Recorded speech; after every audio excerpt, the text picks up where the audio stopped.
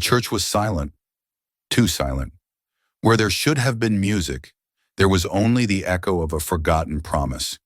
Where there should have been love, roses, vows, a trembling "I do," there was just one woman, sitting alone in her wedding dress, in a wheelchair, facing an altar meant for two. Her phone buzzed in her hand again. She already knew what the message said. "I'm sorry, I can't marry someone like you." She didn't blink, just stared at the crucifix above, clutching her bouquet so tightly her knuckles turned white. Then a voice broke the silence. Calm, deep, unexpected. "Need help, miss?" She didn't turn around. "Unless you can make me walk again or turn back time." "Probably not." A pause. "No," the man said, stepping into the light, a single white rose tucked in his suit pocket. "But I can offer you a handkerchief, and maybe something more." "Do you, who was this man? And why did his eyes look like he'd been exactly where she was now?" Before you judge what happens next, ask yourself, what would you do if the worst moment of your life became the beginning of something you never imagined? Stay with us. This story might just change how you see love, strength, and yourself. Why today? Claire Mitchell whispered, her voice trembling as she stared at the glowing screen of her phone. The cathedral, once filled with the soft rustle of silk and the murmur of guests, now echoed with nothing but silence and shame. The white roses lining the aisle gave off a faint scent of purity and dreams that had just been shattered. On her phone was a message from Andrew Collins, the man she was supposed to marry that morning. "I can't do this. I'm sorry, Claire. I just can't imagine a life with someone in a wheelchair." Claire, still in her wedding dress, sat frozen at the front of Grace Hill Cathedral in Charleston, her knuckles white from gripping her bridal bouquet. Her heart didn't just break, it fractured like glass under pressure, sharp and dangerous. A soft voice behind her interrupted the stillness. "Miss, do you need help?" Claire didn't even look back. "Unless you can turn back time or make me walk again, I doubt it." The man stepped forward slowly, his tailored charcoal suit contrasting with the flickering candles around the altar. "I can't do either," he admitted gently, "but maybe I can offer a tissue." She finally glanced up. The stranger was tall, mid-30s, with a rose tucked into his lapel and an expression of genuine concern, not pity. Who was this man? And what was he doing here? 3 months ago, Claire had it all. A respected physical therapist at Charleston General, an engagement to a successful corporate lawyer, and a wedding planned to perfection. But that changed one rainy night when a drunk driver ran a red light. The crash left Claire with a spinal injury and doctors uncertain if she'd ever walk again. Andrew had seemed supportive at first. He brought flowers, held her hand through therapy. But over time, the visits faded. The phone calls shortened. She told herself it was the wedding stress. It wasn't. "Did they leave you here?" the stranger asked again, quieter this time. Claire blinked. "My family's outside. I told them I needed a few minutes." "Are you waiting for a priest?" "No, I'm just trying to figure out how to face everyone when I leave. I was supposed to walk down this aisle with my dad. Now I'll have to roll out like a scene from some bad drama." The man chuckled softly, not mocking, just human. "I've seen worse dramas. My name's Ethan. Ethan Carter." Claire raised an eyebrow. "You work here or something?" He hesitated, then smiled. "Something like that." She sighed. "Well, Ethan Carter, today I got stood up at the altar because my fiancé decided he couldn't handle a disabled wife." Ethan didn't wince. He didn't avert his eyes. "Then he's a coward." That made Claire laugh for the first time that day, a short, bitter bark of amusement. "Tell that to my cousin Megan, who's trying to salvage the reception outside. Or my parents, who are probably arguing over how to cancel the catering." There was a pause, a heavy one. "My sister's in a wheelchair," Ethan said softly, kneeling beside her. "Car accident 5 years ago. Doctors told her she'd never compete again. Now she's a Paralympic swimmer and runs a nonprofit. The wheelchair didn't stop her. It just redefined her." Claire stared at him, trying to find the angle. The pity, the "you can overcome" speech. But all she saw was honesty. "And her boyfriend didn't leave her?" "No," Ethan replied. "But it's not the same guy she was engaged to when it happened. The one who stayed met her afterward. He saw who she was, not what she lost. Claire's throat tightened. You talk like this to all broken brides? Just the ones who aren't broken. That stopped her cold. As Megan returned, her lavender bridesmaid dress now wrinkled and streaked with tears, Ethan quietly placed a card in Claire's hand. No logo, just a name and number. If you ever want to talk to someone who has no expectations, he said, then disappeared down a side door of the cathedral. Claire glanced at the card. Ethan Carter. The name lingered. Something about him felt unfinished. She didn't know it yet, but this moment, her lowest, was about to change everything. Thanks so much for watching part 1. I know this story might have stirred some emotions, and we truly appreciate your support and patience. Now let me ask you, what do you think Claire should do next? Should she call the number on that mysterious card? Or close the chapter for good? And here's a deeper one. Have you ever had a moment where a stranger changed your life? If yes, tell us how. Let us know in the comments. And hey, where are you watching this from? We'd love to know which part of the world you're tuning in from. If this story touched your heart, don't forget to hit the like button and send a little heart to Claire. 1 week after the wedding that never was, Claire Mitchell found herself staring at the same card again. Ethan Carter. No company, no title, just a phone number. For days she'd avoided calling. She had enough on her plate, returning the dress, canceling honeymoon bookings, pretending to sleep while her mother whispered tearfully in the hallway. But what haunted her wasn't Andrew's message. It was Ethan's calm voice in that echoing cathedral. What kind of man just shows up, says the right thing, then disappears? Late one evening, as Charleston's streetlights glowed through the windows of her small apartment, Claire tapped the number into her phone. Just one call, she told herself. What's the worst that could happen? Ethan Carter, answered the voice on the other end. No surprise, no hesitation, as if he'd been waiting. It's Claire. A pause, then. I was hoping you'd call. The next day, she met him at a quiet cafe tucked between a bookstore and a florist. So normal it felt staged. But Ethan was there already, sleeves rolled, sipping black coffee. No suit this time. No rose in the lapel. Just a man who looked like he hadn't slept much. Why me? Claire asked, cutting straight to the point. He smiled. I'm building something that might actually matter, and I need someone like you.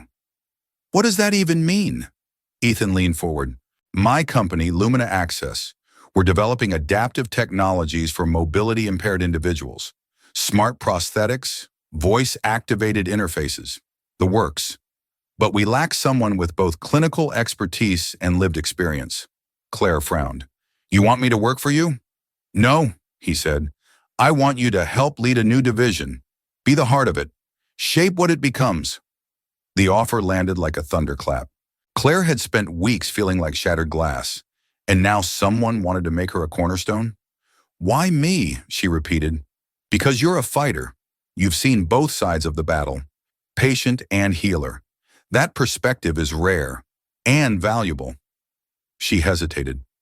Is this some kind of charity pitch? You saw the broken bride and thought she'd be your redemption project? His gaze turned sharp. If that's what you think, walk away now. I don't do pity, I do purpose. Claire blinked, startled by the edge in his tone. For a moment, the air between them crackled with something neither could name.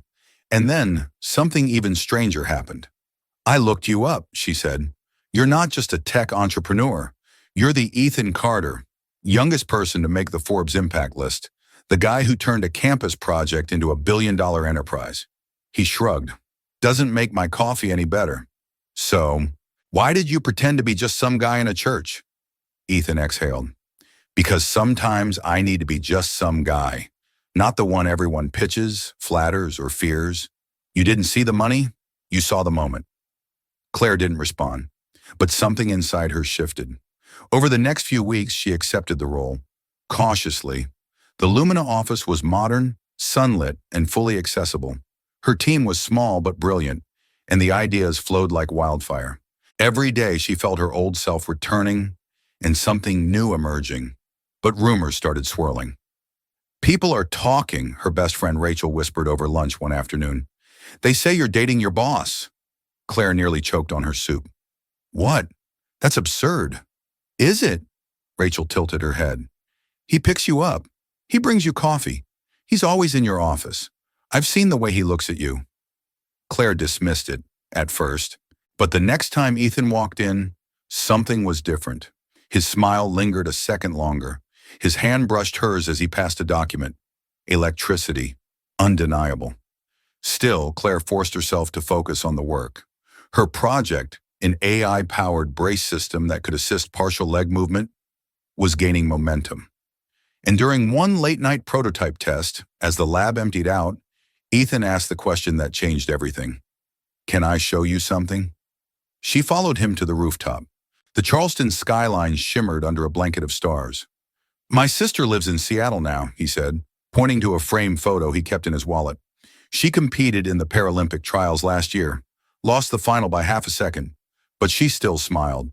That's what strength looks like." Claire glanced at him. "And what does this mean?" He looked at her then, not like a boss, not like a stranger, but like a man seeing something he didn't know he'd been searching for. "It means I see you, Claire. All of you. Not despite what happened to you, but because of it." Her breath caught, but before she could respond, her phone buzzed. It was a message from Andrew. "I made a mistake. I miss you. Can we talk?" She stared at the screen, heart pounding. What should Claire do? Should she hear Andrew out, or finally close that chapter? Can you truly love someone again after they've broken you, or is trust something that never fully heals? Let us know your thoughts in the comments. And by the way, where are you watching from? Drop your country below. And if you're rooting for Claire, tap that heart and hit the like button. Claire didn't sleep that night. The message from Andrew echoed in her head like a ghost knocking at a door that should have stayed shut. Her fingers hovered over her screen more than once, and yet, she never replied. The next morning, she walked into the Lumina office with purpose in her step and silence in her heart. Her mind was heavy, but her eyes stayed clear. Ethan was already in the lab, sleeves rolled up, tinkering with the latest prototype. He looked up as she entered, and for a moment, the room stood still. "I got your message," and he said, voice gentle. Claire blinked. "What message?" He smiled faintly. "Your silence. It said enough." She didn't speak. Instead, she reached for a test brace and slipped it on her leg. The machine hummed to life as it synced with her movements. Today's goal, take 5 steps unassisted. Ethan didn't say a word. He just stepped back and watched. Claire took a deep breath. Her fingers clenched the parallel bars. 1 step, then another. Her leg trembled, but she pushed through. The 3rd step nearly buckled, but Ethan stayed where he was. No rescuing, just faith. Step 4. Sweat trickled down her temple. Step 5. She exhaled shakily. "I did it." Ethan's voice was quiet. "You did more than that." Later that evening, they sat beneath a soft-lit dome in the garden outside Lumina's Innovation Center. Claire stared into the trees while Ethan poured her tea, something she never expected from a man who once ran multi-million-dollar meetings from private jets. "I think I know what scares me," Claire said suddenly. He waited. "I'm not afraid of getting hurt again. I'm afraid of healing so much that I forget who I was before the fall." Ethan set the teapot down. "Then don't forget, carry her with you. Just don't let her keep you from becoming someone even stronger." Claire looked at him. "What about you? What are you afraid of?" His gaze didn't waver. "That you'll realize I don't deserve to be in your life." Silence fell like a hush after thunder. Then Claire whispered, "Then let's both be brave."